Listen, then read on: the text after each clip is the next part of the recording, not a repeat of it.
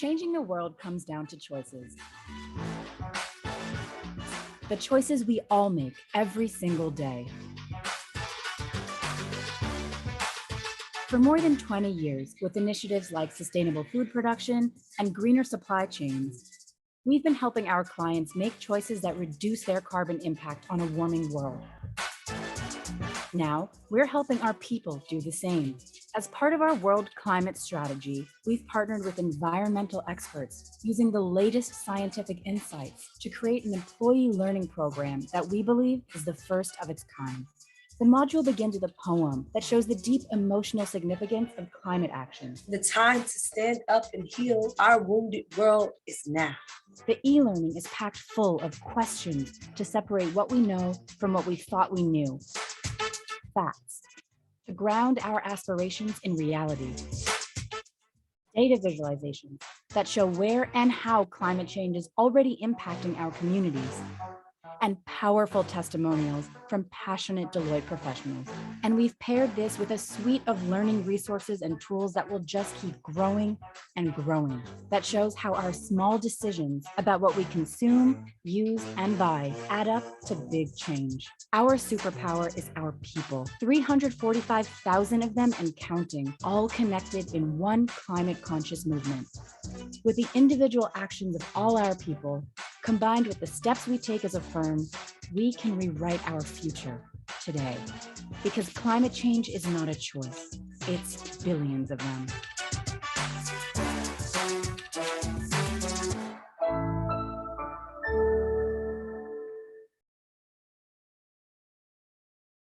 Buen día a todos y todas. Mi nombre es María Victoria Chiquilani y les doy la bienvenida al taller de lanzamiento del proyecto de hoja de ruta de transición energética promovido por el Grupo Enel por segunda vez en Argentina.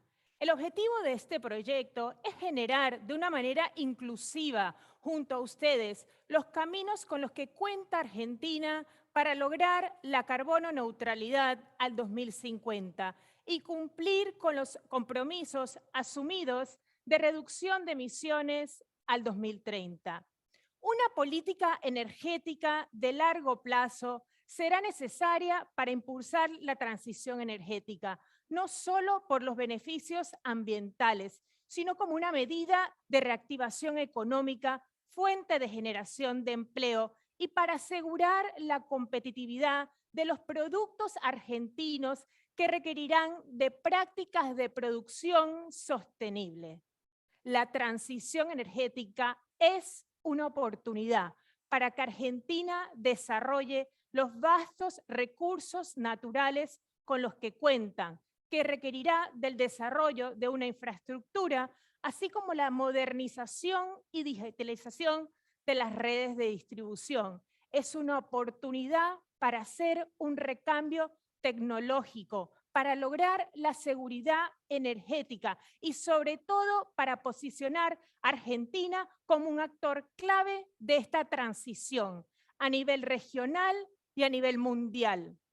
En el día de hoy, para facilitar la comunicación, hemos silenciado vuestros micrófonos y apagado las cámaras que reactivaremos una vez pasemos a la sesión de intercambio junto a ustedes. Quiero pedirles que anticipen vuestros comentarios y preguntas utilizando la solapa de preguntas y respuestas de la plataforma Zoom. Como agenda del día, vamos a iniciar con las palabras de nuestro responsable de la región de Latinoamérica, Mauricio Bezzeccheri. Mauricio conoce muy bien la realidad argentina y no ha querido dejar de acercarse a ustedes. Seguidamente vamos a dar paso a los protagonistas de la transición, los stakeholders. Por el lado del sector privado nos acompaña Claudio Cuña, Country Manager de Enel Argentina. Claudio nos comentará cuál es el rol de la electrificación en esta transición y la necesidad de que la misma se ajusta, logrando que los beneficios alcancen a aquellos más necesitados. Por otro lado, nos acompaña el CEO de la empresa argentina líder en renovables, Genella. Bernardo Andrews nos va a comentar cómo fue posible alcanzar este liderazgo, qué mecanismos financieros innovadores desarrollaron y cuál es el rol que le ven a las nuevas tecnologías. Por otro lado, contaremos también con la visión de las multilaterales. Nos acompaña de forma virtual el señor Fernando Cubillos, responsable del área de energía del BitInvest. Seguidamente pasaremos al equipo consultor de Deloitte, quien tiene la tarea de desarrollar este proyecto de una manera transparente, inclusiva y de calidad. Lo representan los gerentes Cristian Cerricchio y Damián Grifnafini. Finalmente, Paulo Farina, exsecretario de Energía Eléctrica y consultor especializado, que se une junto a Deloitte por segunda vez para la realización de este trabajo. Paulo va a estar encargado de la moderación de este evento, así como el liderazgo de la sesión de preguntas y respuestas. Sin más, quiero agradecer a todos ustedes que nos acompañan el día de hoy. Deseo que disfruten de este taller y paso la palabra a Maurizio Bezzeccheri.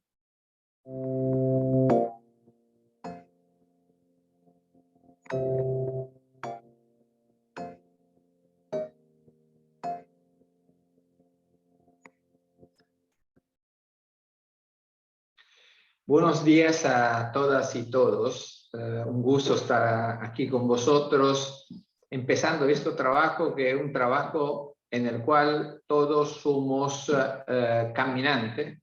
Por lo tanto, no hay camino caminante, pero el camino se hace al andar. Por eso se empieza este trabajo del Energy Transition Roadmap de Argentina, que es una contribución que todos nosotros queremos ofrecer al país en el diseño de lo que son los escenarios que Argentina puede encontrarse en los próximos años. En realidad, por eso nos acompaña y ayuda Deloitte, con la cual ya trabajamos haciendo un primer Energy Transition Roadmap en el 2019, ahora lo actualizamos, siempre en cooperaciones con muchos stakeholders. En este caso también nosotros creemos que el verdadero éxito de este trabajo no es solo tener un escenario hecho por un calificado consultor, pero también acompañarnos todos nosotros en un trabajo conjunto en el ofrecer a nosotros elementos y oportunidades de reflexiones que nos puedan ayudar todos juntos a contribuir al desarrollo del país. Hablo del desarrollo del país porque es evidente también los últimos eventos internacionales y el cambio climático acompañado de la recuperación post-COVID ponen de manifiesto que el desarrollo de una economía sustentable es un elemento fundamental para evidentemente el éxito de cualquier país y cualquier área geográfica del mundo. Creo que Latinoamérica tiene una otra característica que me parece fundamental subrayar, que es el hecho que en Latinoamérica 8 sobre 10 habitantes latinoamericanos viven en ciudades y Buenos Aires es una de las ciudades más densamente poblada. A este respecto, hemos lanzado un otro proyecto juntos con la CEPAL, con Naciones Unidas, que juntas todas las grandes ciudades latinoamericanas. ¿Por qué? Porque creemos que una política importante para el desarrollo de los países se hará a través del desarrollo de ciudades circulares. Sabemos que las ciudades consumen 2/3 de la energía y emiten 75% de las emisiones a nivel mundial. Y por eso es fundamental desarrollar, proponer modelos de desarrollo circulares, sabiendo que a través de estas operaciones podemos ahorrar hasta el 40% del nivel de emisiones de CO2 que se determina en la atmósfera. A este proyecto de la CEPAL ya adhirieron ciudades como Santiago, Lima, Buenos Aires, Ciudad de México y más se están agregando en estas horas. Lanzaremos también un evento en mayo en Santiago. ¿Por qué? Porque también en los otros países evidentemente empezó este trabajo del ETR, del Energy Transition Roadmap.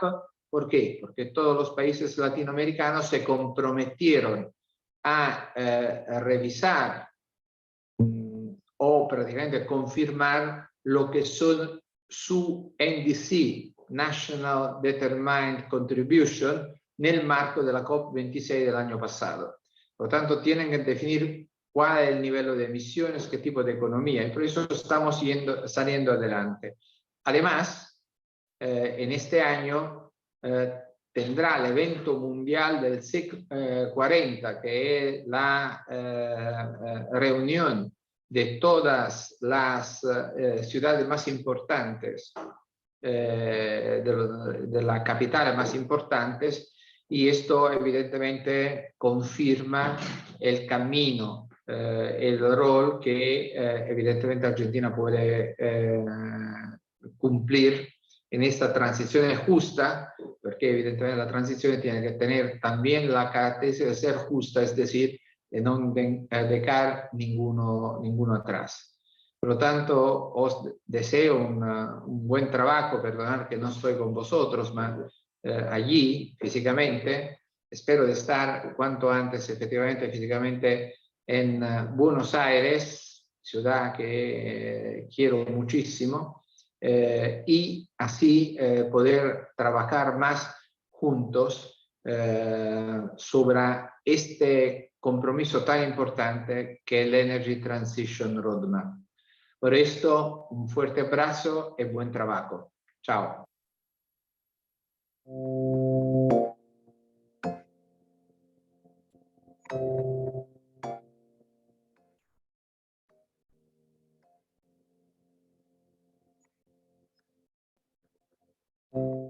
Buen día a todos. Bueno, nuevamente, gracias por participar. Quería solamente comentarles, así de entrada, tenemos más de 170 participantes y la idea de este momento es darles una breve introducción de lo que es el trabajo que vamos a estar desarrollando en la jornada.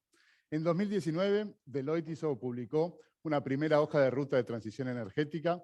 Si se acuerdan, 4 años antes se había firmado el Acuerdo de París, y las contribuciones determinadas de cada país, al fin y al cabo, presentaban un objetivo, pero no necesariamente explicaban cómo llegar hasta esas metas. Eran pocos los trabajos que había sobre qué significaba esta transición energética, básicamente el del IPCC del 2018, pero no mucho más. Y la idea con estos trabajos es empezar a contribuir a una discusión de estas transiciones, de estos recorridos, o pathway como se le dice en inglés, que no son simplemente escenarios, ¿no? Son plantear qué implica, en última instancia, lograr los objetivos del Acuerdo de París. En esa instancia se convocó a todos los stakeholders y, en última instancia, opiniones de los actores de esta transición. El gobierno tiene un rol fundamental en definir los incentivos, pero no cabe la menor duda que son los actores privados, las empresas, inclusive la sociedad civil, las que van a decidir en cada país distintas trayectorias. Entonces, hoy nos encontramos con la situación de una segunda contribución determinada a nivel nacional que ha presentado cada uno de los países y el desafío de modelar esta transición. En esta ocasión vamos a usar el sistema TIMES. El TIMES está en la frontera de la modelización, es el sistema que utiliza Europa, ha usado también China, la Agencia Ambiental de Estados Unidos. Es el mejor software y mejor equipo de modelo de modelización que tiene hoy los países para analizar la transición. Y ahí lo que importa no es simplemente lo que uno recibe del TIMES, el TIMES refleja un informe, un hito que hubo el año pasado, que fue que la Agencia Internacional de Energía presente su visión sobre la transición energética para alcanzar el net zero en el 2050, sino que lo que va a ser relevante es poder tener la opinión de todos ustedes para apropiarse de esa herramienta, discutirla y poder contestar preguntas que son clave en los próximos años. Desde cuándo van a estar las tecnologías disponibles, la competencia entre tecnologías, hay un componente muy fuerte tecnológico de lo que uno puede incorporar ahí. ¿Cuáles son esos long hanging fruit? Que es tecnologías, como tuvimos con las lamparitas, que es un trade-off entre un más CAPEX, pero un ahorro energético muy importante. Esto estamos hablando de eficiencia energética. Todas estas variables son elementos que vamos a incluir en el Times, pero que tienen que salir de una discusión. Por último, nos estamos poniendo como meta un plazo que vamos a estar discutiendo con ustedes y comentándoles de este trabajo, en vistas de la próxima COP27, que nos obliga en la COP27 a discutir nuevamente las mejoras de las contribuciones. Entonces, un último comentario, básicamente. Acá tienen lo que hoy más o menos conocemos, ¿no? Las tecnologías existentes para habilitar la transición. Energía libre de emisiones es lo más avanzado, pero el tema de baterías está posibilitando toda una transformación de varios sectores desde el lado del consumo. En el último informe que comentaba de la Agencia Internacional de Energía hay una visión sobre el rol de hidrógeno y los sectores difíciles de descarbonizar, como dijo Mauricio, las transformaciones de las ciudades, pero quiero repetir que no hay un camino determinado. Ahí ven también la captura de carbono y el almacenamiento. Todas las tecnologías van a estar disponibles y la idea es que ustedes, y en conjunto nosotros, podamos aprovechar este proceso que vamos a hacer en los próximos meses para entender un poco más y brindar más información de esto. Entonces, sin mucho más que agregar como introducción, vamos ahora a pasarlo a los paneles, así que los dejamos ahora vamos a participar, como dijo Vicky, con las distintas personas y las opiniones, las visiones de distintos actores en esta transición y después contarles el trabajo. Si quieren, pasamos al próximo segmento.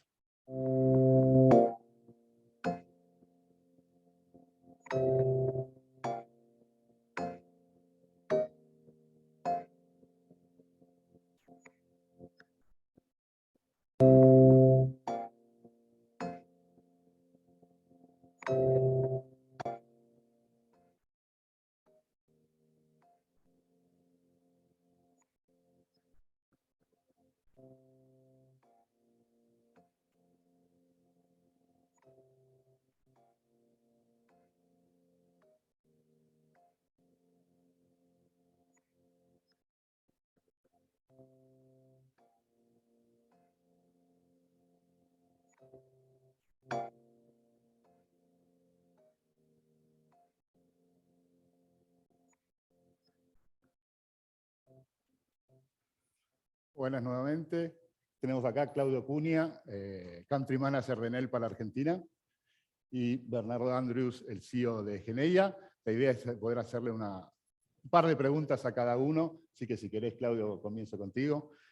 Obviamente, la transición energética va a ser una transformación muy grande, sabemos más del lado de la oferta, pero un tema que se habla menos es cómo va a cambiar el modo de consumo de energía. Entonces quería conocer tu opinión sobre qué ves esas transformaciones en el corto plazo y cómo va a impactar al sector. Muy bien, gracias Paulo, gracias Andrew también por la presencia. Quería empezar agradeciendo la organización del evento, también el espacio para hablar de ese tema tan importante, a las personas que están conectadas también. Sin duda es un gran desafío que tenemos en el planeta y en cada país con sus casuísticas, ¿no?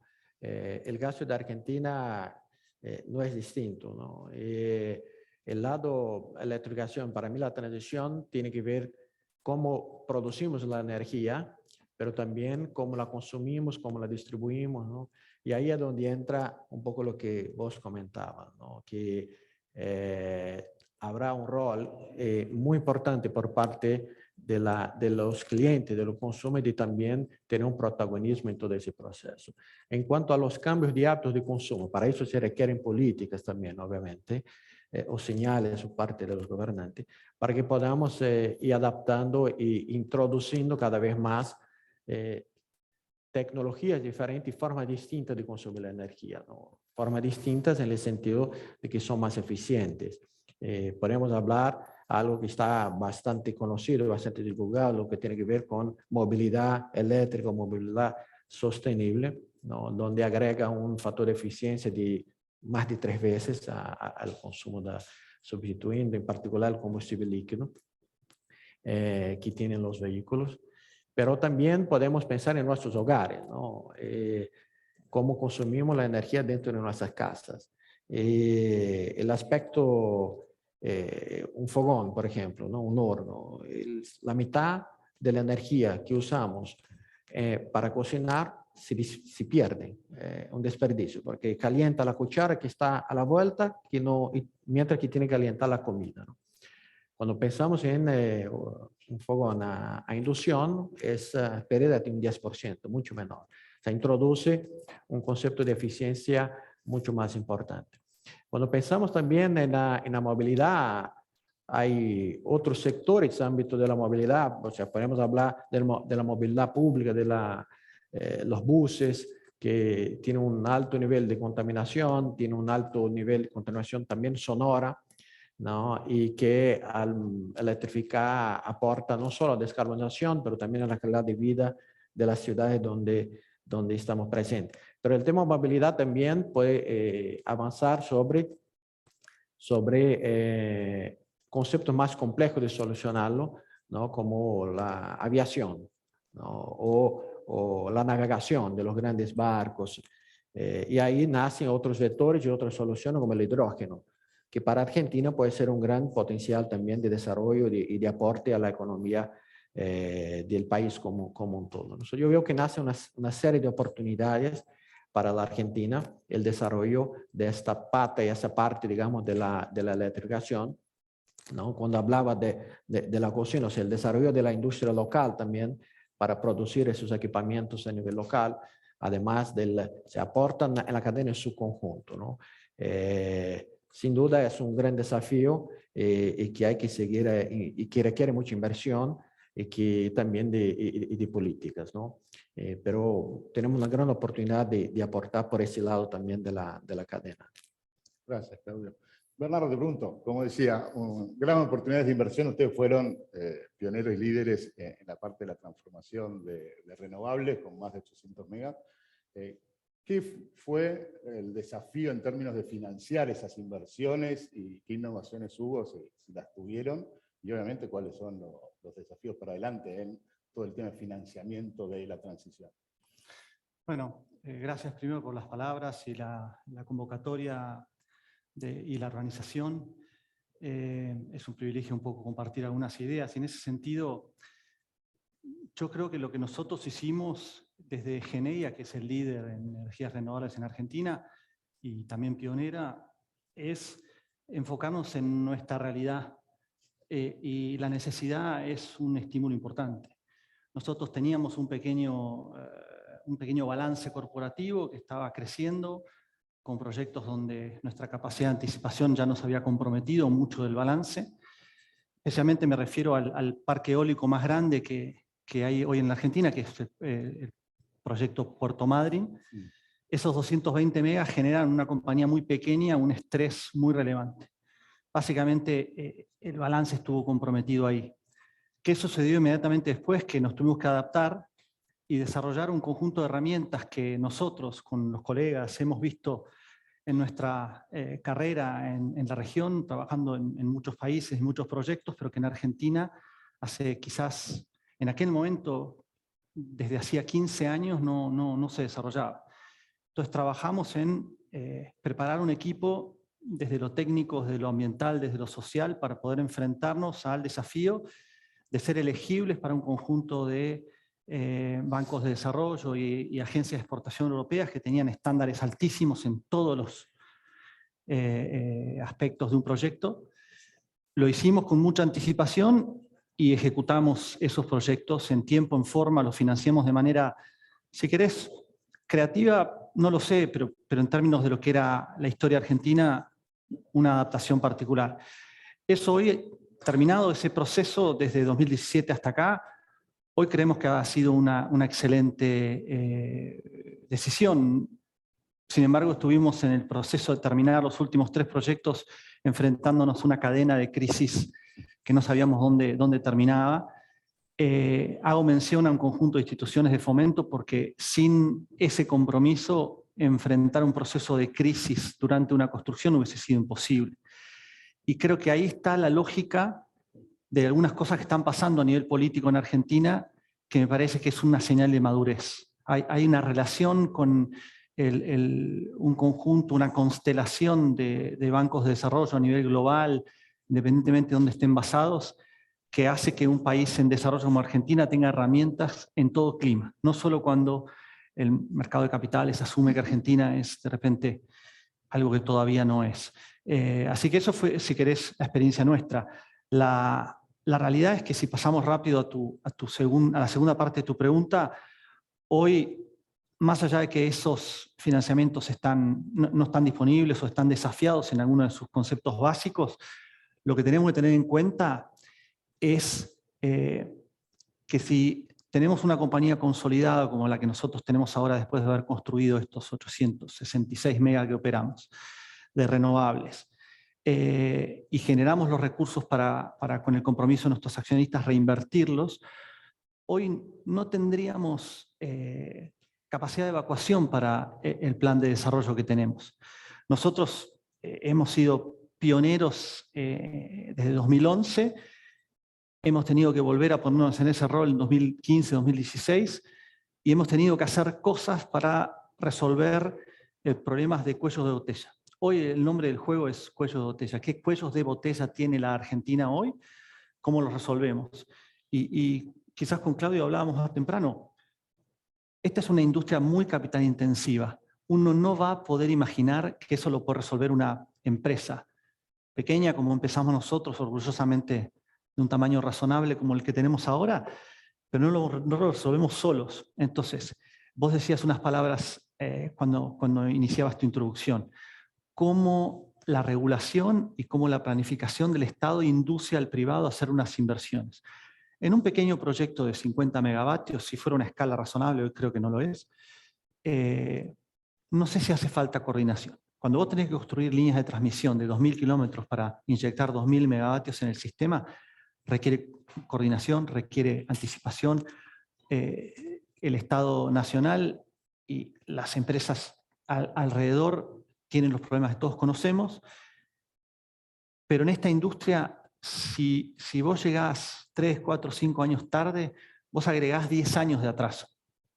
Entonces, vos veías, yo veía el gráfico ahí en la presentación que ustedes hacían, y era excelente. No sé si en el ciclo horario, en el sentido horario, había más realismo sobre cómo se aplica en Argentina en este momento, pero tenés una oportunidad de descarbonizar el crecimiento, sin duda. Tenés una oportunidad de descarbonizar, pero estamos viendo algunas cuestiones que me parece que hay que unificar. Hay señales de precio, hay regiones del país que por las señales de precio ya van acelerando procesos de absorción de inclusive muy pequeñas escalas de energía renovable. Si ves, como decíamos con Claudio más temprano, un esfuerzo de planificación, puede haber líneas de transmisión, falta todavía resolver cuestiones de disponibilizar nodos que están todavía atrapados en algún intríngulis de regulatorio por el tema de renovar, pero si vos lo pensás, Argentina tiene los recursos para acelerar de manera muy agresiva ese componente. En otros temas, bueno, tenés desafíos de infraestructura, yo mencionaba algunos, pero tenés una oportunidad única a nivel global. Claro, totalmente. Claudio, vuelvo a vos. Obviamente la transición es muchísima incertidumbre. Una de esas incertidumbres es cómo va a afectar o si va a generar ciertas desigualdades y por eso ha tomado mucha relevancia el término de transición justa.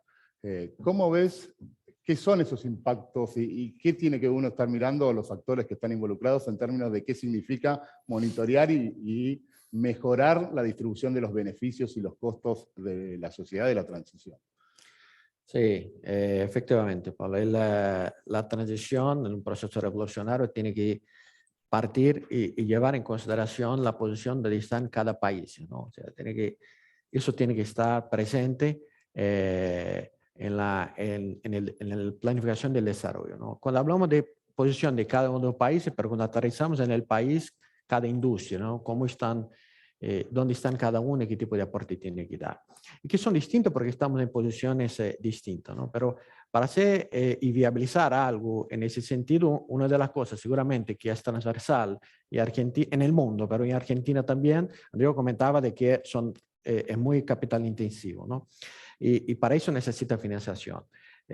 Como grupo hemos empujado a nivel mundial en New York y hemos podido lograr implementar bonos y que miran la financiación de una forma más sostenible. En mayo del año pasado, a nivel mundial, las financiaciones de proyectos así sostenibles han superado las financiaciones de proyectos de energía convencional. Y Argentina, aprovecho también para felicitar a Gené, ha explorado bastante ese terreno y ha liderado ese proceso a nivel local y aportando, digamos, además de beneficiar a la empresa claramente para hacer su plan de inversión, pero más que nada y desarrollando el mercado local en esa línea también. Así vamos tratando de superar uno de los problemas que tenemos, que es la financiación para eso, ¿no? Con lo cual, aprovecho también para felicitar y agradecer el aporte de Genea en esa implementación tan exitosa a nivel local, ¿no? Pero no es el único el problema de financiación, ¿no? Tenemos problemas y que tenemos que tomar en consideración cuestiones sociales, cuestiones económicas de cada uno de los países, que es distinta. El problema macroeconómico argentino, acá no me voy a detener porque daría para otra charla, pero sí hay cuestiones sociales que estamos también trabajando, ¿no? Nosotros estamos en toda la cadena y en Edesur tenemos la parte de distribución, donde incluir, digamos, a personas que hoy no tienen acceso a la electricidad o sí tienen un acceso muy precario, incluirlo en el sistema formal es muy importante y es un target que tenemos nosotros internamente. Y vemos que es un problema mundial. Hay alrededor del mundo cerca del 10% de las personas en el mundo no tienen acceso a la electricidad. En Argentina eso es bastante mejor, pero tenemos en el sur cerca de 200.000 familias que han migrado de distintos lugares del país a la Gran Buenos Aires, un fenómeno que ocurre en el mundo, ¿no? Y a las grandes ciudades, pero que llegan en Latinoamérica de una forma no tan ordenada, dejamos decirlo así. Por lo cual, tenemos 200.000 familias que están en condiciones que requieren una mejor instalación, más segura también para la sociedad que está alrededor. El año pasado hemos ya conectado 30.000 de esas 200, este año lo vamos a conectar 60.000 y es un plan que tenemos que seguir, que vamos a seguir avanzando, dándole un servicio un poco mejor, introduciendo socialmente y económicamente esas familias en un ambiente más próspero, ¿no? Entonces hay cuestiones sociales también. Toda la transición, en particular la parte de la electrificación, va a requerir nuevas tecnologías, ¿no? Acá hablamos yo lo comentaba, el tema de los hogares, de la movilidad, pero también va a requerir de las redes, de las distribuidoras y de la transmisión, no solo más redes para poder conectar los recursos naturales hasta el centro de consumo, pero también más resiliencia en las redes existentes, ¿no? Poniendo tecnología, todo eso significa generación de empleo, todo eso significa inversión. Por otro lado, junto con esta intensificación y ampliación, digamos, de esas inversiones, van a haber también procesos de tecnologías que ya no son tan efectivas, que tienden a ir siendo deslocadas, ¿no? Eso está pasando en el mundo, eso está pasando también en Argentina, y para dar un ejemplo, ¿no? Tanto en España, donde operamos, como en Argentina, algunas de las plantas, en caso de Argentina, turbo vapor, que tiene una antigüedad muy elevada, de 60 años de operación, la estamos sustituyendo y preservando completamente el trabajo de las personas que trabajan ahí. O sea, haciendo un reskilling, una capacitación, adaptando el conocimiento que esa persona tiene a un otro y poder trabajar con otra tecnología, es algo que tiene que estar presente también en ese proceso de transición. El aspecto social es muy importante y económico. En Argentina son casos muy específicos que tenemos que seguir trabajando, ¿no? Pero después tenemos, como decía, el aspecto social de llevar energía a lugares más humildes y poner más tecnología, digamos, ¿no? Tecnología que permita tener mayor resiliencia de la red. O sea, son retos importantes que cumplen, digamos, ese rol de una transición justa para no dejar a nadie afuera, digamos, nadie afectado o que los impactos sean los mínimos, ¿no? Es un reto que es necesario para apoyar el planeta, ¿no? Pero también dentro de nuestras instalaciones haciéndolo de modo sostenible en los distintos stakeholders con los cuales interactuamos, ¿no? Otra pata que es muy importante, y Argentina en particular, tiene que ver con el desarrollo de la eficiencia energética, ¿no? Una forma importante de hacer la transición es generar ahorros al sistema. Eso se hace con eficiencia. En algunos casos, poniendo tecnologías más modernas y migrando de matriz de consumo, y otro poniendo, por ejemplo, cambiando equipamientos que nos ayudan a enfriar el ambiente durante el verano, como el aire acondicionado, o calentar durante el invierno, poniendo tecnología como inverter, que tiene una eficiencia muy diferenciada con respecto a la tecnología anterior.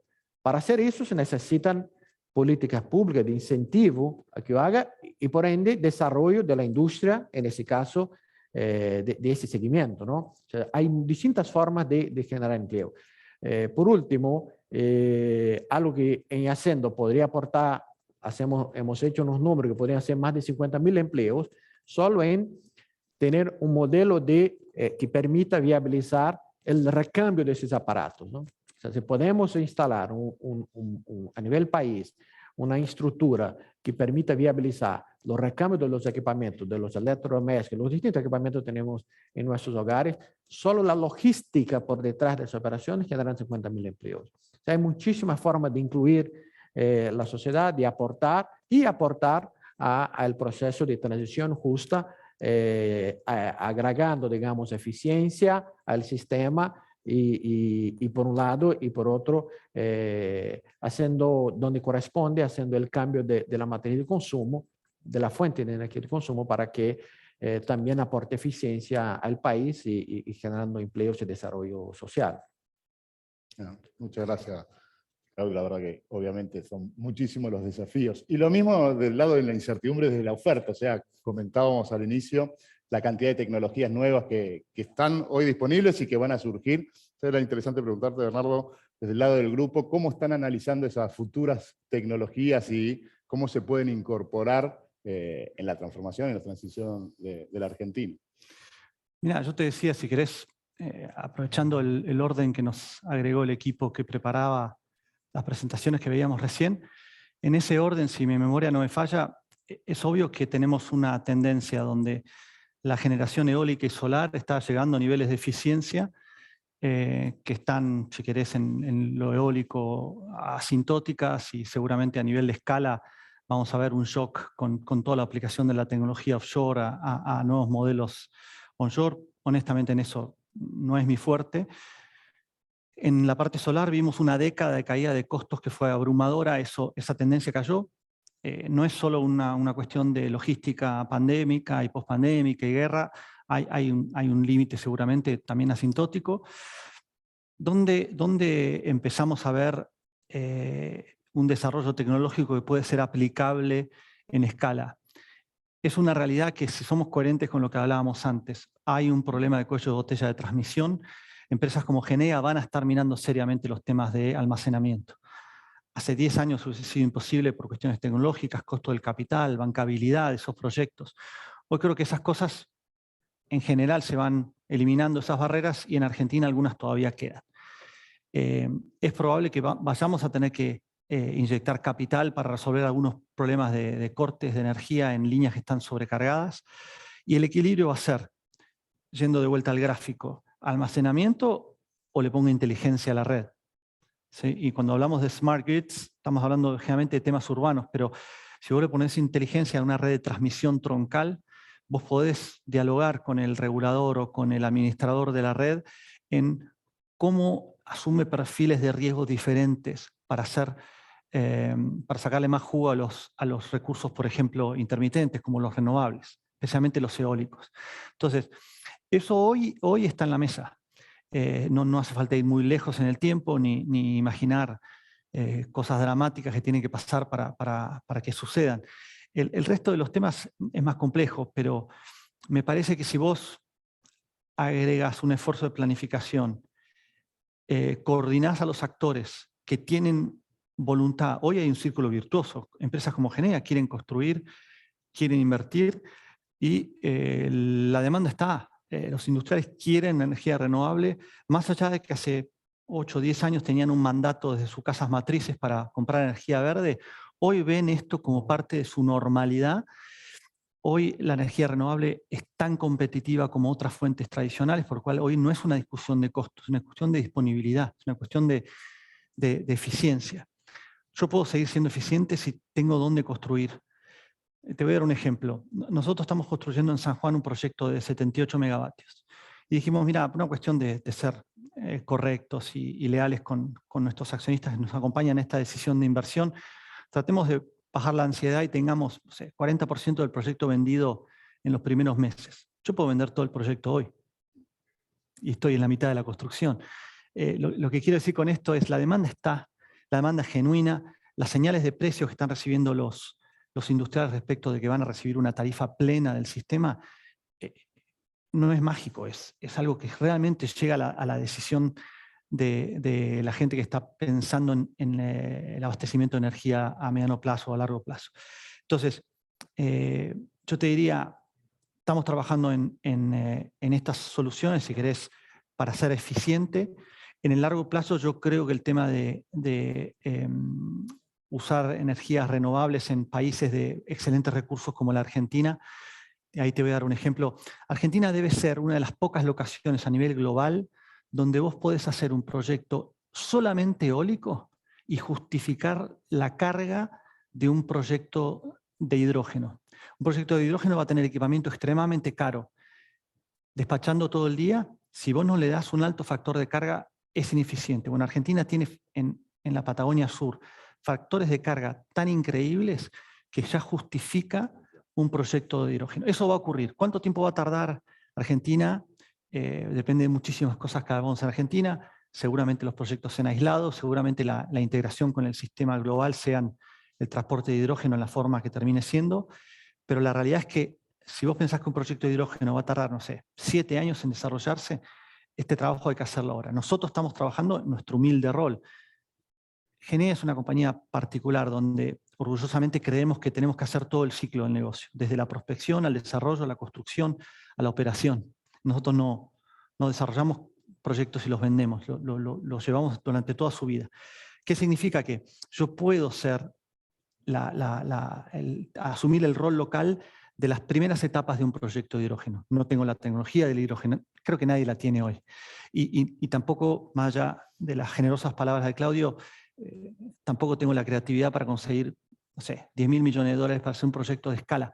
Por lo cual, en nuestro rol, prospectar los mejores sitios, entender la logística, qué tipo de permiso hace falta, medir viento, pensar locaciones, eso Genea va a estar, creo que en la frontera y vamos a encontrar asociaciones a nivel global para que estos proyectos sean una realidad pronto. Gracias, Bernardo. Bueno, les agradezco a los dos las intervenciones, muy interesantes, obviamente disparan un montón de preguntas. Así que si quieren, seguimos ahora con el próximo invitado, que también nos legó unas palabras grabadas.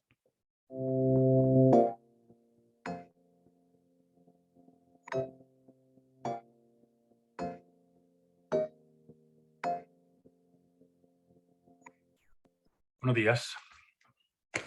Mi nombre es Fernando Cubillos y soy el responsable de energía en BidInvest, el banco que trabaja con el sector privado dentro del grupo BID. Me pidieron que comparta algunas reflexiones sobre el tema de la transición energética con todos ustedes. Vivimos en tiempos complejos. Estamos empezando a superar la pandemia. Al menos estamos volviendo a ciertos niveles de normalidad en los distintos países. pero aún no debemos descuidarnos, de que este virus aún puede darnos más sorpresas negativas con nuevas variantes que generan nuevas olas de contagio. Vivimos también tiempos de volatilidad e incertidumbre política en diversos países de la región, desde Chile, mi país, incluyendo Brasil, Perú, Colombia, varios en Centroamérica y también México. A esto le sumamos la actual guerra en Ucrania, que con el avance de las comunicaciones podemos presenciar toda su crudeza desde nuestras propias casas. Y por último, y sumado a todo lo anterior, vivimos tiempos de emergencia climática. Esta emergencia que ya no solo nos preocupa de las consecuencias futuras, sino que estamos viendo cada día más frecuentes eventos climáticos tales como lluvias anormales e inundaciones, sequías, olas de calor, etc. Pero ¿por qué a pesar de todas estas complejidades debemos mantenernos esperanzados sobre el futuro? Creo que la respuesta la encontramos en nosotros mismos, nuestra capacidad de responder a grandes dificultades o desafíos. También encontramos respuestas en condiciones habilitantes, que me referiré más adelante.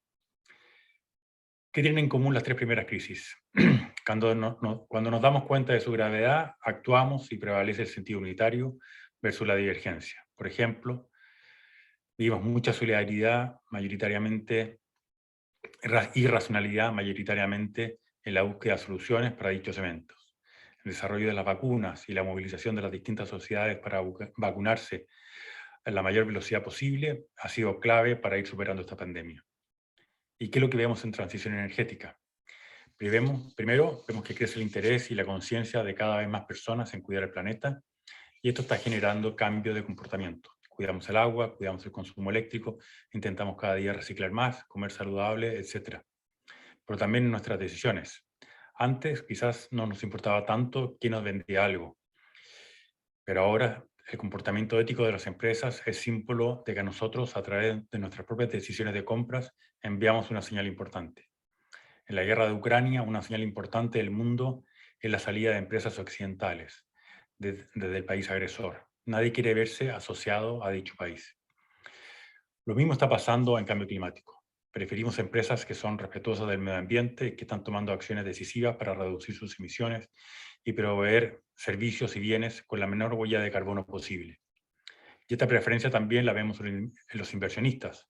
Cada día hay más preferencia por invertir en activos financieros verdes, es decir, para financiar empresas e inversiones que están alineadas con la protección del medio ambiente, las comunidades y obviamente el cambio climático. Otra señal de esperanza son los innovadores y emprendedores. Cada día recibimos ideas de nuevos modelos de negocios para ofrecer servicios o bienes alineados con la mitigación del cambio climático. Desde movilidad eléctrica hasta acceso a energía en localidades remotas en base a paneles solares y baterías, por ejemplo. Y en la actualidad, mucha de esta energía de innovación se está reflejando en el gran interés en desarrollar proyectos de hidrógeno verde, que promete ser una tecnología relevante en esta gran transición energética. Déjenme hablarle de Vidinvest y nuestra visión 2025. La misión de nuestro banco está evolucionando. En transición energética nos sentimos muy orgullosos de lo que hemos logrado, no solo movilizando capital, sino también conocimiento y experiencia. Me gustaría destacar algunos proyectos emblemáticos que sirven para mostrar lo que podemos lograr apoyando a nuestros clientes. Primero, un proyecto con Enel en Chile, financiamos la central geotérmica Cerro Pabellón, en la cual aseguramos la inversión en la exploración del recurso geotérmico. Si dicha campaña de exploración hubiese sido insuficiente para la realización de un proyecto, el financiamiento que otorgamos se convertía en una donación. Por el contrario, si la campaña era exitosa, el proyecto era capaz de seguir adelante y, por lo tanto, una vez iniciada la operación, repagar ese financiamiento. Una segunda iniciativa que me gustaría destacar es el financiamiento del programa Renovar de este país. Acompañamos al sector privado desde su inicio y dimos financiamiento a cerca de 800 megas de proyectos renovables bajo ese programa. Una tercera iniciativa, dentro de muchas otras, es la certificación de líneas de transmisión como activos verdes, lo que permite mejorar su acceso al mercado de inversionistas preocupados por invertir en activos verdes, ya que hay mayor preferencia por este tipo de activos. Hicimos la primera certificación de una línea de transmisión verde en la línea Melo-Tacuarembó en Uruguay. Estos son solo ejemplos que quiero destacar para mostrar que los inversionistas, las empresas y las comunidades están tomando cada vez más conciencia en hacerse parte de las soluciones para evitar las consecuencias del cambio climático. Finalmente, quisiera felicitar a Enel Argentina por esta iniciativa de profundizar y acelerar su propia transición energética, que estoy seguro será un ejemplo a seguir en este gran país. Muchas gracias.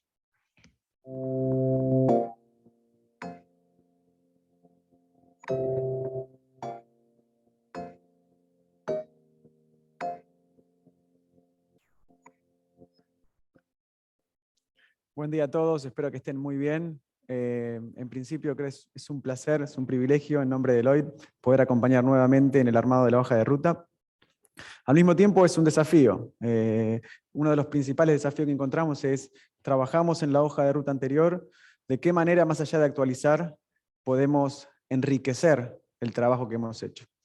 En los próximos 20 minutos, no más de 20 minutos, vamos a estar haciendo una presentación, entrando un poco más en detalle, mayor detalle, de cómo vamos a estar trabajando, cuál es el cronograma, algunos de las bondades que tiene la nueva tecnología de modelización que vamos a estar utilizando, y después los próximos pasos, cómo podemos de forma colaborativa e inclusiva trabajar con los diferentes actores en el armado de esta hoja de ruta.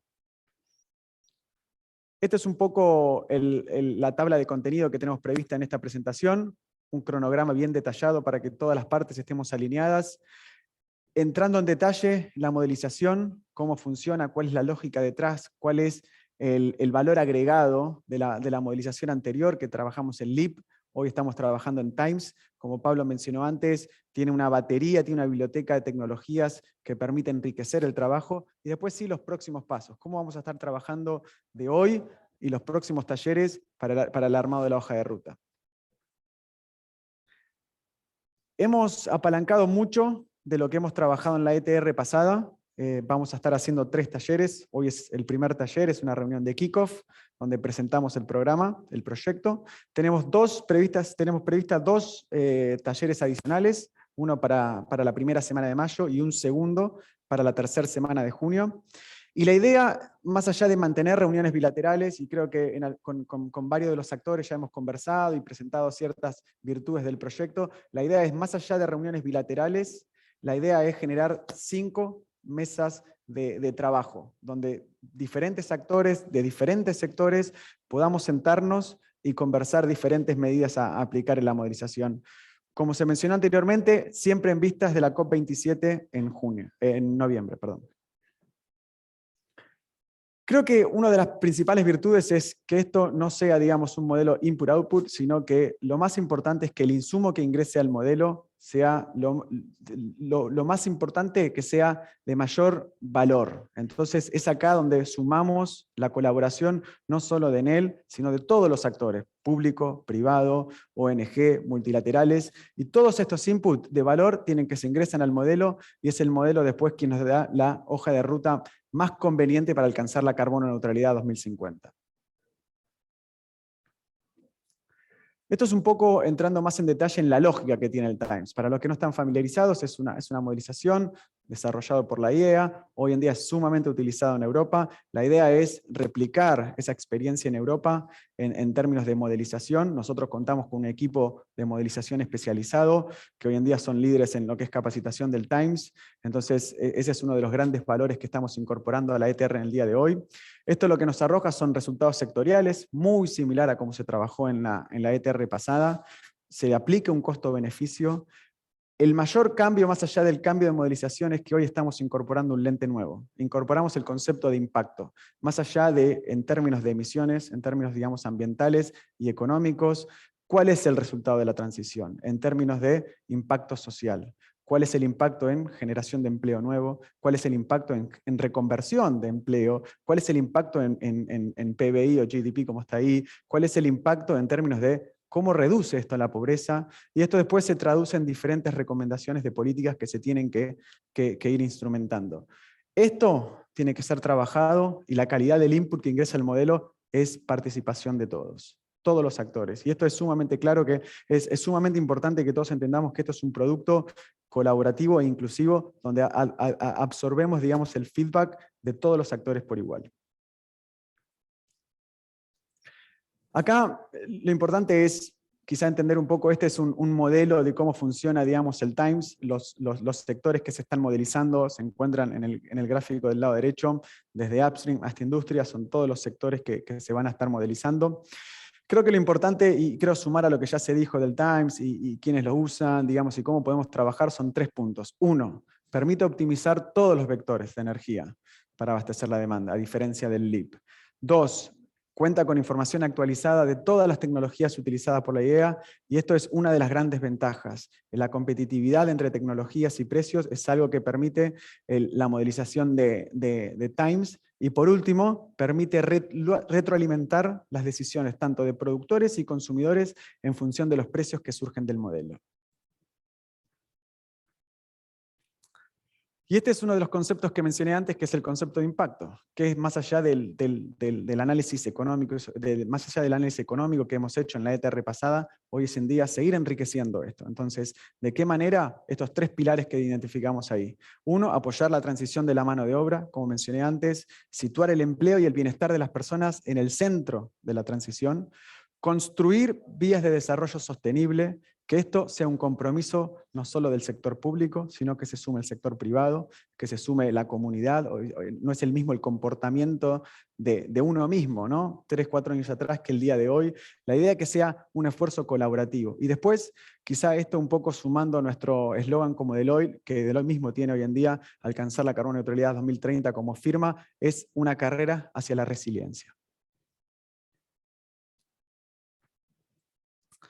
Ya entrando un poco más en detalle, digamos datos, esta es la tendencia de emisiones desde 1990 a 2016. Lo importante a rescatar acá son 2 picos que se mencionan tanto en 2007 como 2013, y después a partir de 2013 en adelante se puede observar una tendencia decreciente. La meta actualizada de Argentina hoy en día es de cierta forma estabilizar emisiones y no superar la emisión neta de 349 millones de toneladas equivalentes hacia el año 2030. Complementando un poco la slide anterior, simplemente de manera rápida, es demostrar, digamos, que el 53% del total de emisiones que vimos en la slide pasada corresponde al sector energético. Y ese 53% a su vez está dividido en un 51%, tanto en el sector transporte con un 26% como el sector de energía eléctrica con un 25%. Ahora sí, cedo la palabra al colega amigo Damián, que me acompaña en liderar, digamos, el armado de la hoja de ruta, quien va a estar entrando un poco más en detalle en estos potenciales líneas de mitigación que pueden facilitar la transición. Gracias, Damián. Perfecto, muchas gracias, Cristian. Gracias a todas las personas que han organizado el evento y a todos los que nos acompañan el día de hoy.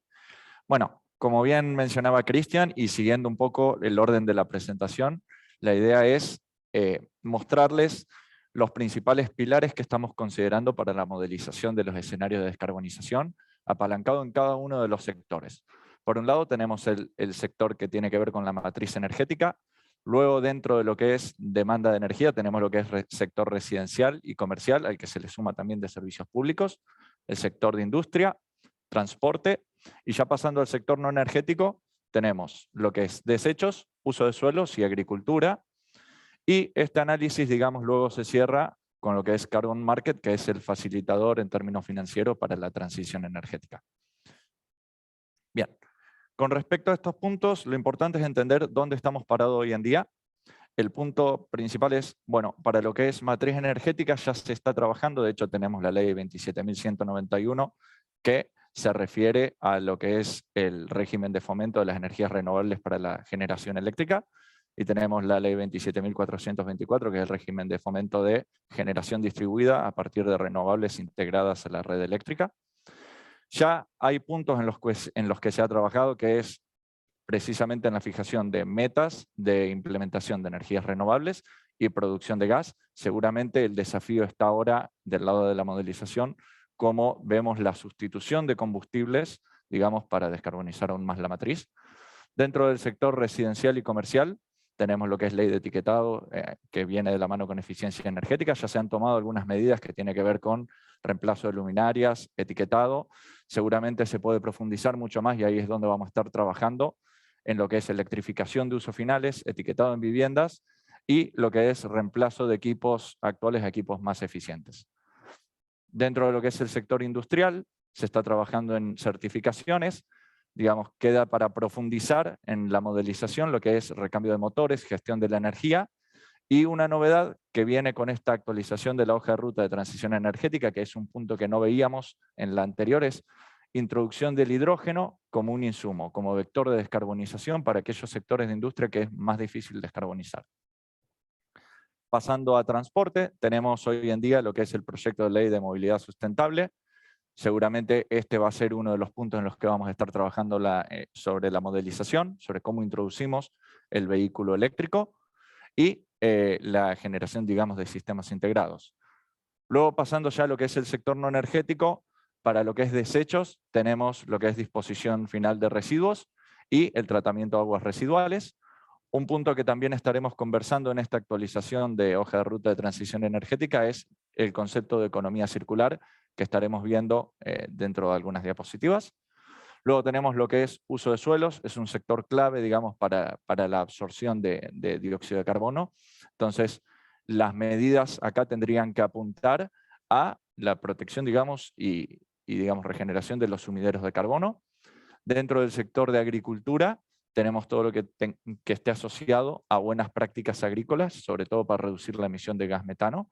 O sea, esto sería producción sustentable del lado de la agricultura. Y dentro del carbon market, al día de hoy ya tenemos, digamos, el impuesto al carbono. Seguramente queda para profundizar el cómo se estructura un mercado de carbono que permita dar los incentivos para que se implementen todas las medidas en aras de la descarbonización. Un punto clave que consideramos, digamos, para la transición energética es la introducción de las baterías. Las baterías tienen diferentes ventajas en diferentes niveles. Por un lado, en lo que tiene que ver con acumulación de energía que permita brindar sustento, sobre todo a las energías renovables, y que, digamos, prevengan de cierto modo las fluctuaciones por condiciones climáticas. Por otro lado, el uso de baterías permitirá un mayor grado de flexibilidad a los operadores de la red, evitando así que haya cortes de suministro. Otra de las ventajas es que permite descongestionar la red de transmisión en las horas de consumo pico y, si se quiere, dilata lo que es la necesidad de grandes inversiones en la red. Y un importante rol que tiene y que vamos a profundizar a continuación en los escenarios de descarbonización es que sirven en especial para lo que es sector transporte, que veíamos en la participación que tenía sobre emisiones de gas de efecto invernadero, que tiene una participación importante. Entonces, tienen un rol importante también desde ese ángulo. Acá hacemos un poco de análisis de lo que fue o de lo que es la tendencia en el costo de las baterías. Vemos que si tomamos el periodo 2010-2021, el costo de las baterías ha caído, pasando de los $1.160 por kilowatt por hora a $132 por kilowatt por hora. Las proyecciones muestran que para 2030 la demanda de baterías se habrá multiplicado por 14, mientras que el precio de las mismas se va a ver reducido hasta los $62 por kilowatt por hora. Como decía hace un momento, el uso de las baterías es un facilitador, digamos, y lo que explica, digamos, este aumento en uso de baterías va a estar muy ligado a lo que sean políticas que hagan tender a la electromovilidad dentro del sector transporte. Y acá ya ingresando un poco más en lo que es electromovilidad, vemos algunas proyecciones, en este caso acercamos las de Bloomberg, de la importancia y de la penetración que va a tener los vehículos eléctricos a 2040 con una participación del 58%. Y acá hemos identificado dos pilares dentro de lo que es transporte de pasajeros. Por un lado, lo que es transporte privado de pasajeros, las políticas tienen que apuntar a la introducción del vehículo eléctrico para el transporte privado de pasajeros. Esto implica que se deben propiciar ciertos esquemas de incentivo a la oferta y a la demanda. También se debe trabajar en inversión de puntos de infraestructura de carga, entre otros. Y luego lo que es movilidad dentro del transporte público de pasajeros. Se debe fomentar la electrificación tanto en trenes como en buses y jerarquizar lo que es transporte público de pasajeros sobre otro tipo de medios de transporte. Un punto importante de la actualización que estamos tomando y que por ahí no estaba tan considerado por la información disponible cuando hicimos la anterior hoja de ruta, es la introducción del hidrógeno verde como vector de descarbonización. Con respecto al hidrógeno, podemos decir que Argentina posee excelentes condiciones para el desarrollo tanto del hidrógeno verde como del hidrógeno azul. Hidrógeno verde, tenemos el hidrógeno, digamos, que está generado a partir de electrólisis, el hidrógeno azul, lo que tiene que ver con hidrógeno generado a través de reformado de gas con mecanismos de captura de carbono. Algunos de los hallazgos que tenemos en lo que respecta a tendencias en hidrógeno, vemos que para el año 2030 se espera cierta paridad entre los costos de hidrógeno verde e hidrógeno azul, teniendo un costo nivelado, el hidrógeno azul, de entre 1,4 y 1,8 dólares por kilogramos, mientras que para el hidrógeno verde este valor podría estar en torno al 1,5 dólares por kilogramo en el caso de los proyectos off-grid con una potencia de hasta 1 gigawatt, y entre 1,6 y 2,7 dólares por kilogramos para proyectos on-grid con hasta un orden de 100 megawatts. El tema de costos para lo que es hidrógeno es sumamente relevante porque esta proyección de reducción de costos hacia 2030 va a permitir, digamos, que este vector se pueda introducir y que permita, digamos, facilitar el cumplimiento de los objetivos de descarbonización. Y otro punto que estamos profundizando en esta actualización de la hoja de ruta de transición energética es el tema de la economía circular. Vemos en la actualidad que hay un cambio de paradigma tanto en los comportamientos de producción como en los de consumo. Y se está apuntando a la reutilización o la utilización, digamos, de los residuos para incorporarlos nuevamente a la cadena de valor. Hay dos procesos que son claves para avanzar hacia una economía circular. El primero tiene que ver con el análisis de ciclo de vida. Esto lo que permite es identificar el impacto ambiental en cada una de las etapas de la cadena de valor.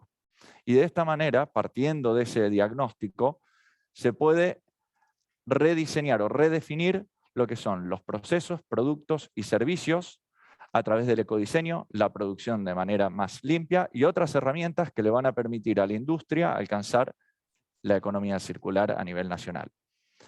Y también es importante que para aquellos residuos que no logren reincorporarse, digamos, a la cadena de valor, ver la posibilidad de utilizarlos para la generación de energía renovable, como por ejemplo a través de la gasificación de la biomasa. Ahora nuevamente le voy a ceder la palabra a Cristian para que les comente sobre los próximos pasos que visualizamos para la elaboración de nuestra hoja de ruta. Gracias, Damián.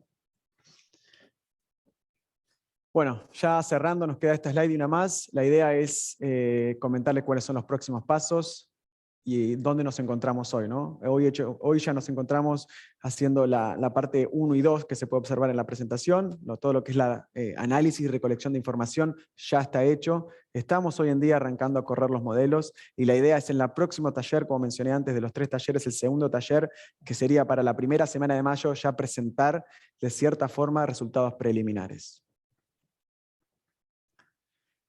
Y esto lo mencioné como una de las grandes diferencias y una de las grandes formas de enriquecer el trabajo pasado son el desarrollo de estas mesas que en Deloitte denominamos Innovation Labs. La idea es favorecer, digamos, generar un ambiente que favorezca lo que es el brainstorming y todo este debate, digamos, productivo de cómo mejorar lo ya hecho anteriormente. Entonces, de forma de hacerlo un poco más dinámico, es donde vamos a estar abriendo un Zoom. La idea es, hemos definido 10 tópicos, y de esos 10 tópicos, la idea es a través del Zoom que ustedes puedan votar, tienen hasta 3 opciones, y de eso armar 5 sesiones denominadas, digamos, Innovation Labs. Entonces, si podemos, procedemos al Zoom, y de esta forma, de manera más dinámica, hacemos la votación y definimos ya el armado de estas 5 mesas que vamos a estar trabajando en los próximos días y semanas.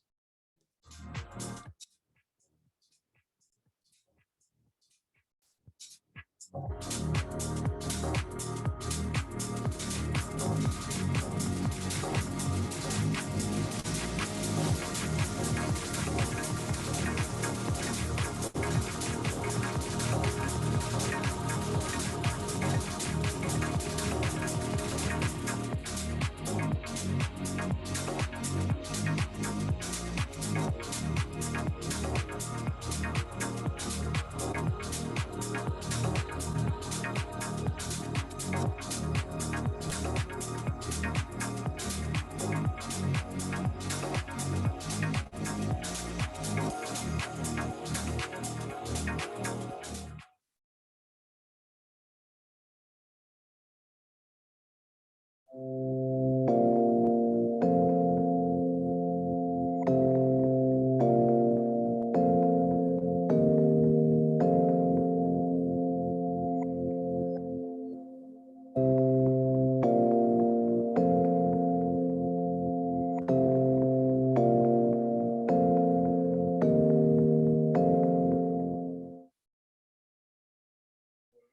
la votación en camino y están ustedes contestando, así que en cualquier momento vamos a tener los resultados y, como dijo Vicky al principio, abrimos las preguntas y respuestas después de esto, así que si ya quieren ir levantando la mano por Zoom o también escribiendo las preguntas que quieran hacernos sobre el trabajo.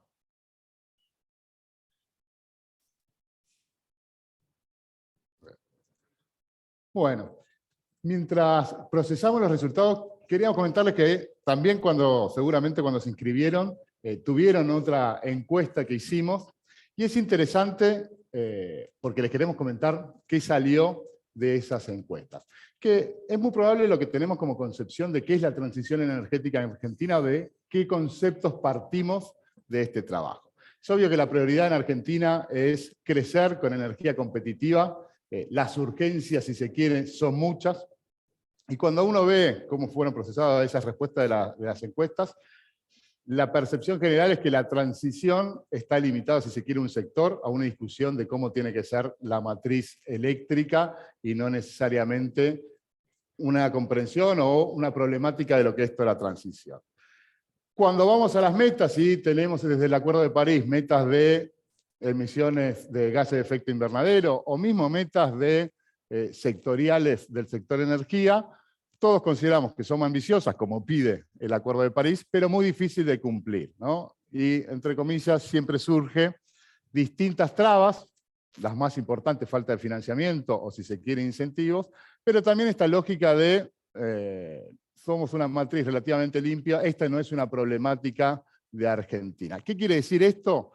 Que es visto más la transición energética como una, si la palabra no será la más indicada, pero como una amenaza, barreras arancelarias para nuestras exportaciones, que pone en riesgo el crecimiento industrial, una matriz, y debemos aceptarlo, como una oportunidad en lo que es hidrocarburos muy importante con lo que es Vaca Muerta, que convengamos, hay una transición global donde tendrá su lugar también el gas, pero que al fin y al cabo hablar de descarbonización es una amenaza por el sector, y no se evalúa tanto, o si uno ve todas esas respuestas, no se evalúan tanto las oportunidades que abre para la Argentina la transición energética. Insisto, si hay algo que hoy creo que tenemos un consenso es el nivel de competitividad de todos nuestros recursos energéticos. Partimos en una situación de privilegio en esta discusión internacional, lo estamos viviendo la terrible crisis en este momento, pero no es menos cierto que Europa o Asia son regiones gran demandantes de energía y con problemas de seguridad energética. Y eso es una oportunidad para nosotros, no solamente de las nuevas tecnologías que se van a desarrollar, sino de todos. Entonces, esto es un poco la discusión y lo que queremos lograr con este trabajo, cambiar estas percepciones. ¿En qué sentido? En incorporar información, porque la transición va a ser larga, va a involucrar a toda la sociedad, y cuanto mejor entendamos, y mismo ustedes como stakeholders nos quieran preguntar a nosotros de las hipótesis que podemos procesar en el Times, más información para la toma de decisiones de todos los agentes vamos a tener. No sé, Andrea, si te querés que comentemos la votación, si no, pasamos ya al área de preguntas y respuestas. Pero vuelvo a insistir, ¿no? Un poco el comentario del inicio y lo que mostró Cristian en lo que va a ser el trabajo. Acá es fundamental que ustedes, o que todos, ¿no? Todos los que quieran participar, se involucren en darnos sus opiniones. La transición de Argentina muy probablemente sea distinta a la que podamos analizar con estos trabajos en Brasil, donde es otra la matriz de recursos, es otra la idiosincrasia de muchos años o el path dependence que pueda haber de los usos de la energía, completamente distinta a la de Chile o la de Centroamérica o cualquier otro país que analicemos, ¿no? Entonces nosotros tenemos que tener la información y el análisis de lo que opina el gobierno, de lo que opina el sector empresario, la sociedad civil. Ha habido discusiones muy importantes en los últimos años con la licencia social en términos de minería, que la minería, como ustedes saben, es parte clave de esta transición energética de los próximos años. Entonces, todos estos elementos nos van a servir, y estos talleres que comentaba Cristian, para poder nosotros también incorporar visiones, pero también saber qué preguntar, o qué modelar, o qué pedirle al Times en términos de lo que son las problemáticas de corto plazo y en esta transición que obviamente sin perder nunca el largo plazo. Entonces, pasemos si quieren a las preguntas. Bueno, tenemos una primera pregunta relacionada al hidrógeno. El factor de carga de los proyectos renovables es importante, pero también el costo de la energía. ¿Cómo vemos que eso evolucione para lograr la competitividad del hidrógeno? Si querés, a ver, hidrógeno, ustedes saben, hay una estrategia a nivel global, los países están planteando cómo desarrollar los mercados de demanda, y en el hidrógeno verde, el generado a partir de energías renovables, es fundamental en toda la cadena de costos el factor de uso. En Latinoamérica, especialmente en Argentina, los altos, como decía Bernardo, los altos factores de uso ya definen un piso competitivo de esta tecnología. Pero falta todavía muchísimo, ¿no? Desde el punto de vista de Latinoamérica, la variable relevante de la cadena de hidrógeno para llegar a los centros de consumo va a ser la forma de transportarlo, así sea en forma licuada, como también los antecedentes del GNL, como en forma de amonía o en otras alternativas. Entonces, tenemos un punto de partida que, con los altos factores de uso, tanto eólicos como solares, ya sabemos que somos competitivos en términos de las alternativas de renovables de otros países. Y esa es la ventaja de por qué se empieza a discutir desde Argentina. Gracias, Pablo. Bueno, antes de empezar con la próxima pregunta, la idea es generar el debate. Los invito a quien quiera participar en vivo, haciendo una consulta, levante la mano utilizando la solapa de levantar la mano de la plataforma. Mientras tanto, pasamos a una próxima pregunta, y refiere a los materiales críticos. ¿Estamos considerando la disponibilidad de estos materiales para lograr la transición que se está planteando?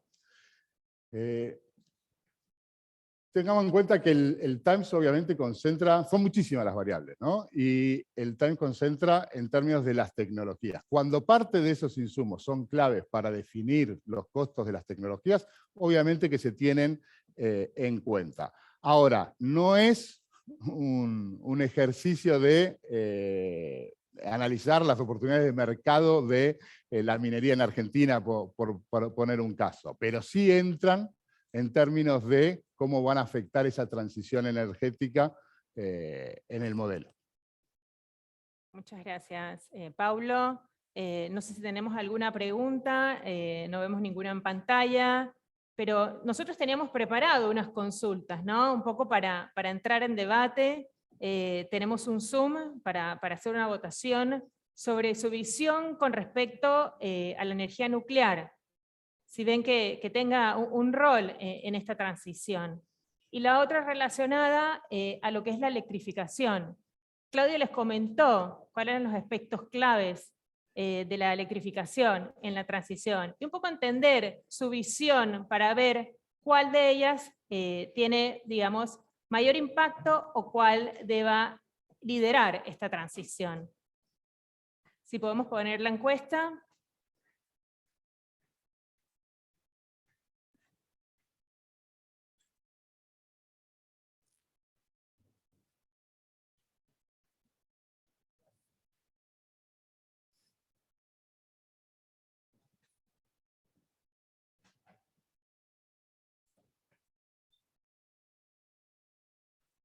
Ahí creo, Vicky, tenemos una pregunta. Bueno, tenemos otra pregunta, vamos a abordarla. Está ligada con el financiamiento de la hoja de ruta. ¿Quiénes y cómo se va a financiar la ejecución de la transición que vamos a estar planteando?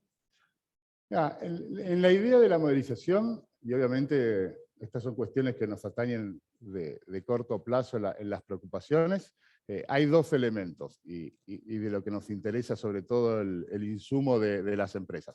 Obviamente la discusión de los precios de las tecnologías y las distintas opiniones que podamos tener, eso va a ser parte de analizar los costos de inversión que tiene cada tecnología. Y después el Propio Times permite, en última instancia, modelar una de las preocupaciones que surge de esa pregunta, que es, bueno, si hay límites al financiamiento, ¿cómo deberían cambiar las decisiones de la transición en términos de qué financiar? ¿Qué quiero decir con esto? Obviamente, si hay límites del financiamiento, las decisiones van a estar sesgadas a invertir en tecnologías que por ahí son menos capital intensivas, como discutíamos al principio, pero más caras en términos de los costos de operación.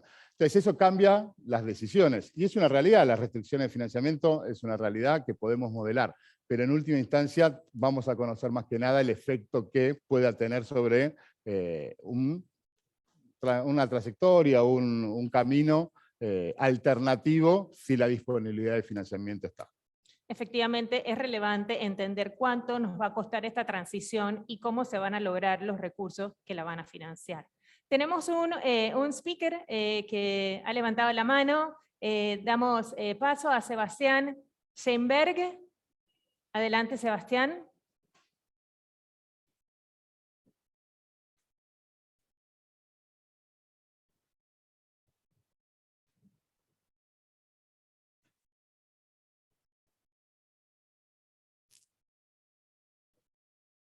Ahí estamos, con los problemas tecnológicos típicos Bueno, de todas estas experiencias, así que denos un segundo. Hola. Seguramente. Ahí se escucha. Hola, Sebastián, ¿qué tal? Buen día. ¿Cómo están? Buen día. Gracias por la convocatoria. Por favor. Adelante, sí, no, Sebastián. mi pregunta tenía más que ver con la visión que tenía los modelizadores y el grupo sobre la energía como derecho humano, en el sentido de que hay un conflicto entre el largo y el corto plazo. Yo entiendo muy bien lo que ustedes están haciendo en esta visión de largo plazo, pero digamos, una preocupación que es grande en la Argentina es cómo los hogares van a poder financiar, incluso los hogares humildes, digamos, el acceso a la energía. Si ustedes están pensando en algún esquema vinculado a tarifa social o niveles, módulos mínimos de consumo de energía para la población, y cómo hacerlo viable eso, que siempre termina ajustando el zapato cuando llega la hora de aplicar las políticas públicas, ¿no es cierto? Sebastián, déjame decir dos cosas, obviamente, un poco en un paso previo a esa discusión, porque esto es una hoja de transición a 2050 y no entra en la discusión de aplicación de políticas, que tampoco es un punto que nos toca a nosotros decir. Pero sí cómo entra esta discusión y esta preocupación que vos decís en el modelo. Básicamente de dos maneras. Uno es llamarlo optimismo tecnológico, pero la primera conclusión que tenés que tener de este informe para usar de insumo para la discusión que vos tenías es: la transición implica más costo, una energía más cara, implica que vamos a ir introduciendo tecnologías a medida que bajen de costos. Entonces ese es uno de los primeros elementos que va a servirte de insumo. Y el otro elemento que va a ser muy relevante es la eficiencia energética. O sea, en Latinoamérica y en Argentina venimos, si querés, comparado con otros países, con un nivel de eficiencia energética que no mejora año a año, ¿no? Si uno mira las estadísticas de balance energético. Si uno mira Europa o cualquier otro país, eso mejora inclusive en los hogares. Entonces, la mejor política para atender el tema de la pobreza energética, en el marco de esto que se decía, de considerar los elementos de transición justas, es el ahorro energético que puede haber y disminuir la factura energética para los hogares en términos de la cantidad de energía útil que se va a terminar usando. Entonces, si la pregunta es, ¿va a haber una propuesta de tarifa social o más? No, creo que está la discusión un poco más genérica, pero ¿cómo va a alimentar el trabajo esa discusión, que es una problemática completamente genuina dentro de la transición? Es la transición en función de los distintos recorridos que uno haga. ¿Se implica una energía más cara? Si mirás el último informe de la Agencia Internacional, dice que no. Veremos en Argentina. En términos de eficiencia energética, ¿cómo puedo hacer para que la factura energética, en términos de cantidad de consumo, disminuya sin reducir el uso útil de energía? Muchas gracias, Paulo. Tenemos otro orador interesado en hablar, pero ahora vamos a pasar con la siguiente pregunta relacionada a la energía distribuida.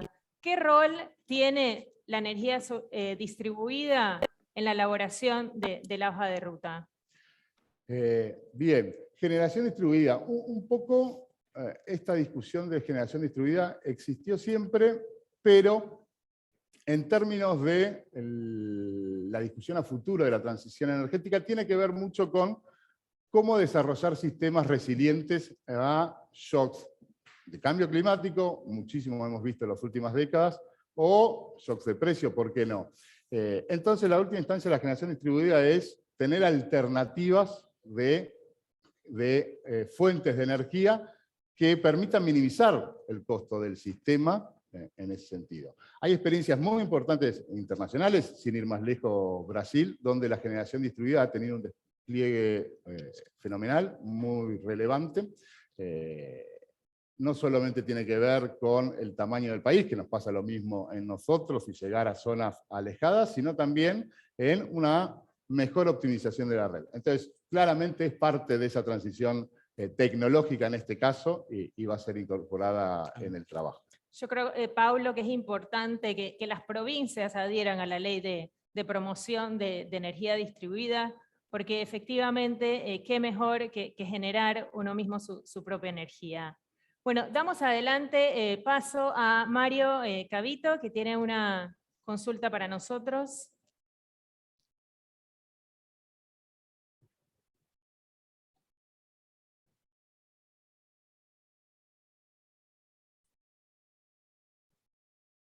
Deben de estar conectando a Mario. Cuando estés, Mario, adelante. Ahora sí, ¿qué tal? Bueno, muchas gracias. Hola, Mario. ¿Qué tal? ¿Cómo les va? Muchas gracias, muy bueno el seminario.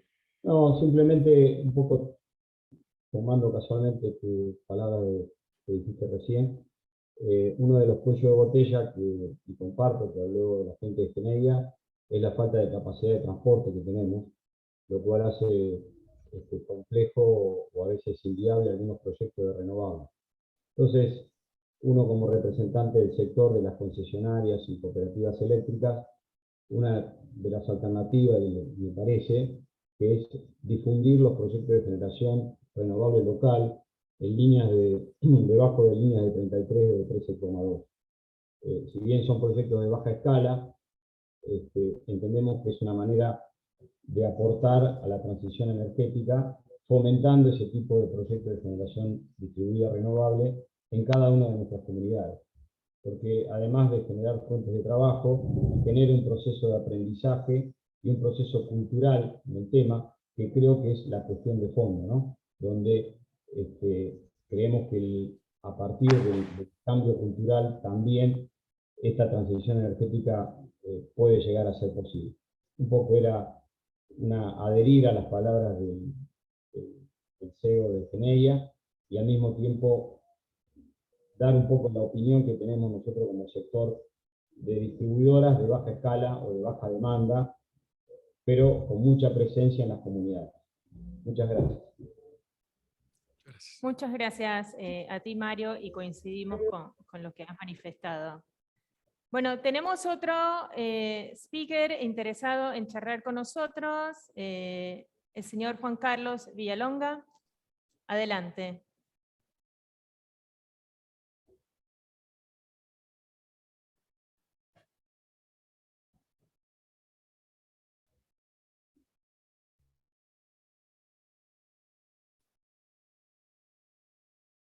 Mientras que se conecta Juan Carlos, esperamos que hayan podido responder a las consultas que enviamos, que la idea es un poco compartir luego cómo ¿Ahí se está fueron viendo? Ahora, Perfecto, Alicia. ahora te escuchamos. ¿Cómo estás? Buen Bueno, día. buen día, gracias por la invitación. Bueno, es un comentario, también sugerencia, a ver cómo se integra. De algún modo es continuidad de lo que expresó Sebastián. Yo creo que, no recuerdo el software con que se va a modelizar, pero creo que allí tenemos grandes chances de lograr un resultado bastante convincente. Y creo que hay una parte que tiene que ver con las actitudes y el comportamiento de la sociedad y la reacción de la sociedad ante la transición, que por ejemplo en el caso del escenario Net Zero de la agencia, ellos cuantifican cuánto del comportamiento va a contribuir a la transición. Yo no sé si cuantificarlo, pero al menos tiene que aparecer ciertas recomendaciones o ciertas advertencias de que nada de esto va a poder ocurrir en los tiempos que es necesario si no hay un acompañamiento de la sociedad y fundamentalmente de la dirigencia social, gremial, como recién se decía, de la dirigencia en las provincias, etcétera, porque creo que allí es donde se puede empastar y retrasar y generar grandes conflictos. Lo que estoy diciendo es un comentario que apunta a que el escenario debiera tener al menos una parte cualitativa, al menos de esta consideración, porque a mí me preocupa mucho, porque transitoriamente va a haber aumento de la temperatura, no, del costo de la energía. Transitoriamente va a haber una dislocación de empleos. Transitoriamente va a haber muchos potenciales conflictos y creo que eso hay que advertirlo para, insisto, fundamentalmente la dirigencia, en su sentido más amplio, pueda contribuir virtuosamente, porque si no lo hace, bueno, yo creo que la parte soft o humana de la transición va a estar complicada. Bueno, eso. Gracias. Muchas gracias, Juan Carlos. Justo has dado un punto que nosotros lo incluimos en la encuesta inicial. O sea, ¿quién es el responsable de impulsar la transición? Si era, digamos, el sector privado, el gobierno y la sociedad. Y en realidad somos todos. O sea, tienen que empezar porque cada uno de nosotros entienda que la transición energética es el camino hacia donde tenemos que ir. Muchas gracias. Damos paso al siguiente speaker que nos quiere hacer una consulta. Tenemos al señor Horacio Nadra.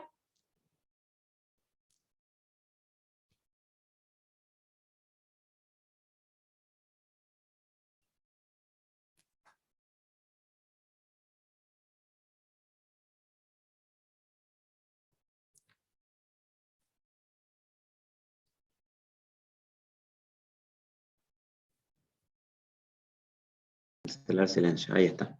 ¿Qué tal? ¿Ahora se escucha? Bueno, Perfecto. ¿Qué tal? buenos días, ¿cómo están? Bueno, antes que nada quería felicitarlos por renovar esta iniciativa y actualizar esta hoja de ruta tan relevante para el mundo, pero fundamentalmente para Argentina, que es lo que estamos viendo ahora.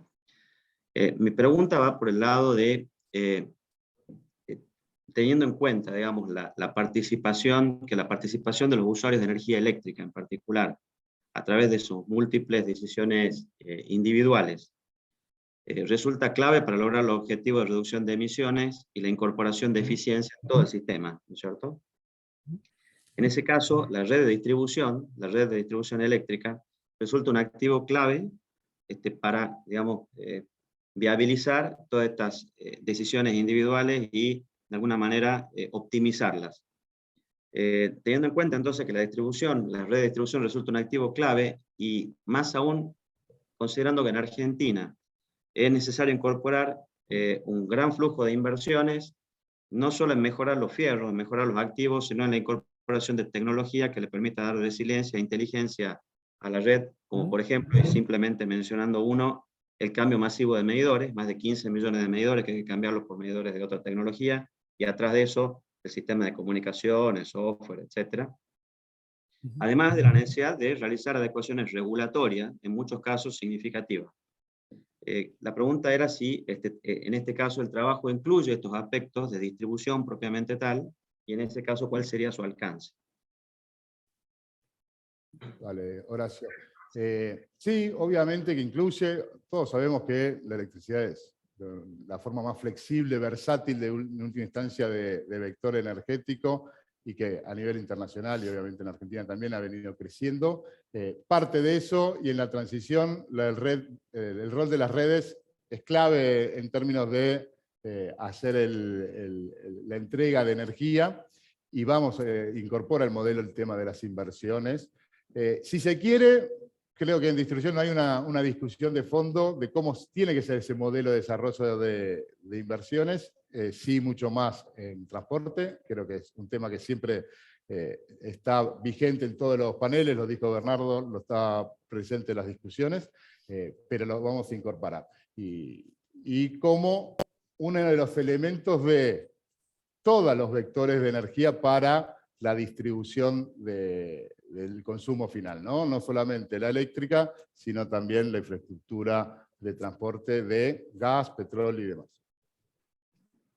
Gracias, Pablo. Sí, efectivamente, un poco añadiendo a la respuesta de Pablo, aparte de hacer toda la modelización para la elaboración de los escenarios, se van a estar haciendo recomendaciones, y es por esto que la participación, digamos, de las distribuidoras en este proyecto de hoja de ruta es fundamental, ¿no? Para asegurarnos de incluir todo vuestro conocimiento y lo que ustedes ya tienen estudiado de qué es lo que requieren en materia de inversión. Muchísimas gracias. No sé si podemos pasar a la próxima pregunta. O si tenemos algún otro interesado en hacer otra pregunta en vivo. Esta que estamos viendo en pantalla ya la respondimos.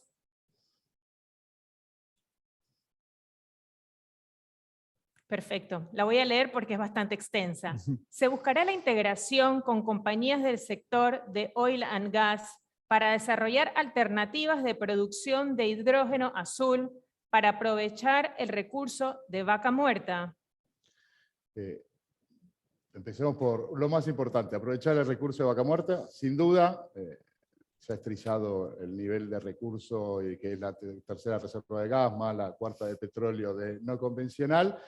Convertir ese recurso en última instancia en reserva y en una oportunidad en la transición global es clave para la Argentina.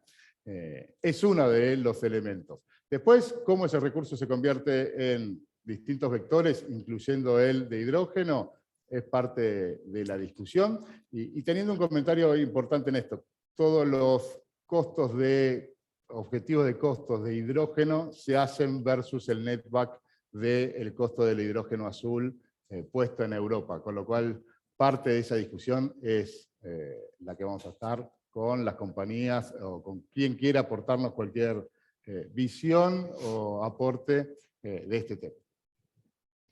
Muchas gracias, Paulo. Ahora damos paso a un otro speaker, Fernando Alperín. Adelante.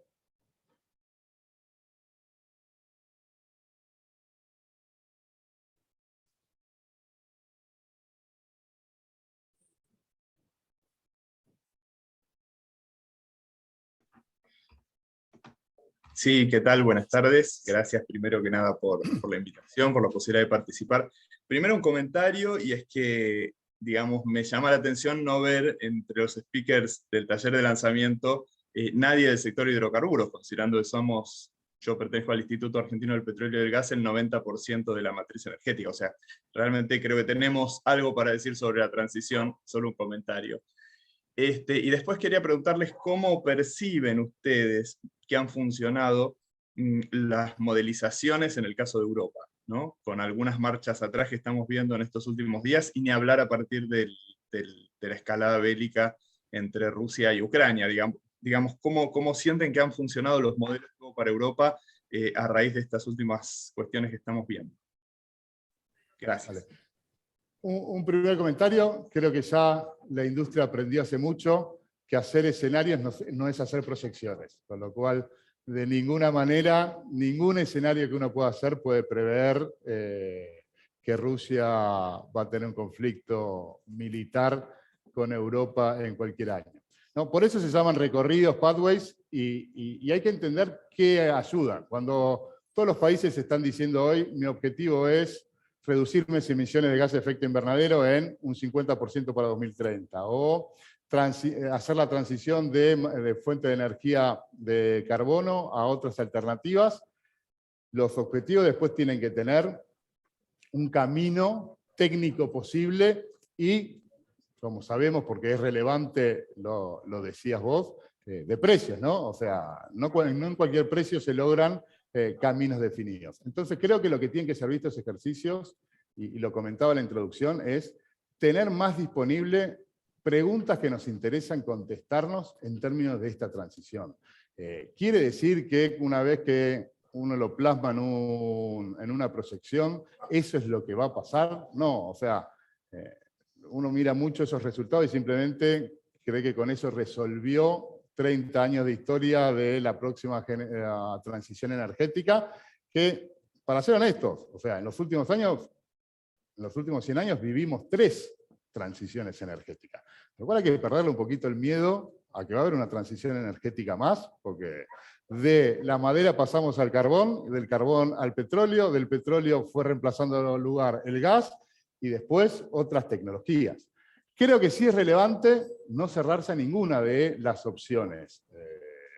Un elemento es descarbonización, pero eso no es toda la transición, seguramente sí es importante, pero ya sabemos, por algo se está discutiendo el hidrógeno y demás, que hay alternativas, y lo comentamos, la captura de carbono también es parte de las alternativas que a nivel internacional se están discutiendo. Entonces, los escenarios sirven para eso, ni siquiera escenarios, o sea, los recorridos, para contestarnos preguntas sobre qué puede pasar en los próximos años, no para proyectar y mucho menos predecir cuál va a ser el resultado. Gracias, Paulo. Y un poco complementando al primer comentario realizado, esto es un proyecto inclusivo y vuestro sector tiene que estar.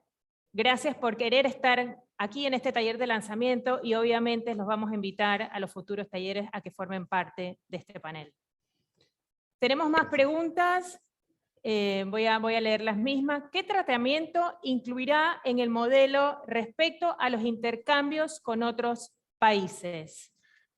Ahí es donde más les vamos a pedir input y discutir con los stakeholders, ¿no? Porque obviamente se puede incluir, lo vamos a incluir, pero no es que eso va a salir de la propia modelización, ¿no? Exacto. Entonces va a salir de la visión que tenemos del potencial de exportar recursos hacia la región o en los mercados globales de energía, y sí, en última instancia, va a surgir del modelo si necesitamos importar en base a el consumo y la producción. Entonces, resumo, la importación, entre comillas, sí por residual, es una variable que resuelve el modelo. Ahora, el potencial de exportación va a salir de la opinión experta de todos ustedes, y lo que nosotros también vamos a proponer en base a eso. Exacto, complementando, esto de exportación es más un input que un output en el modelo. Muy bien, muchas gracias a ambos. Vamos a la próxima pregunta. En su visión actual, de cara al 2030, ¿cuáles serían los pilares o ejes estratégicos de partida para la transición energética en Argentina? Lo decía recién con el tema de dónde partimos de la matriz energética nuestra, que no es distinto a lo que se observa en muchos países. Voy a decir algo que ya he estrellado 50 veces, mientras nosotros tenemos una matriz, 85% de hidrocarburos, pero que es básicamente petróleo y gas, en la matriz global el carbón sigue ocupando el 50% del consumo de combustibles fósiles. Entonces, si hay algo que se ha nombrado es la transición, los combustibles para la transición, o las alternativas de, si se quiere, ir directamente a la electrificación. Estas discusiones van a salir del propio modelo y de los inputs que nosotros pongamos. Como todos los países, partimos de una fuente de energía mayoritariamente fósiles, pero también que no es el único elemento en términos de emisiones de cambio climático. Lo mostró Cristian al principio. En nuestro caso, las emisiones de la matriz energética es poco más, poco menos la mitad de las emisiones. Entonces también se van a analizar el resto de las emisiones. Perfecto. Ahora pasamos a dos preguntas que vamos a tratar de complementar. Una relacionada a cuáles son los inputs macroeconómicos que considera el modelo, y una vez de elaborar el escenario a 2050, ¿cómo optimiza el modelo para determinar la matriz óptima? Si querés contesto. Sí. A ver, tenemos tasas de que los inputs macroeconómicos son los básicos de crecimiento del PBI, crecimiento de cantidad de hogares y crecimiento poblacional.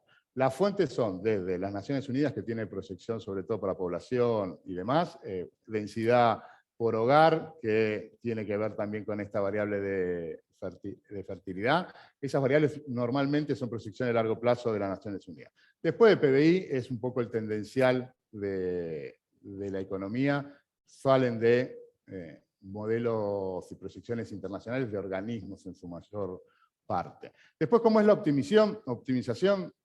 Como dijimos, el Times lo que nos va a permitir es optimizar toda la matriz energética. Esto, no me quiero poner muy técnico, pero básicamente nos va a decir el costo de oportunidad de incorporar cada una de estas tecnologías y cómo compiten en función de los usos del consumo final de los sectores, ¿no? Que comentaba Cristian antes. Entonces, es un modelo que se resuelve por programación, mayoritariamente lineal, y tiene incorporado las interacciones de las variables en ese proceso de optimización. Entonces permite integrar, si se quiere, un modelo de tecnologías, un modelo de consumo, un modelo de centros de transformación, esto que comentaban de cómo vamos a convertir energía eléctrica en hidrógeno, lo mismo con convertir gas en exportación de GNL a futuro para reemplazar carbón en China, típica hipótesis que siempre está presente cuando uno discute estos temas. Eso sería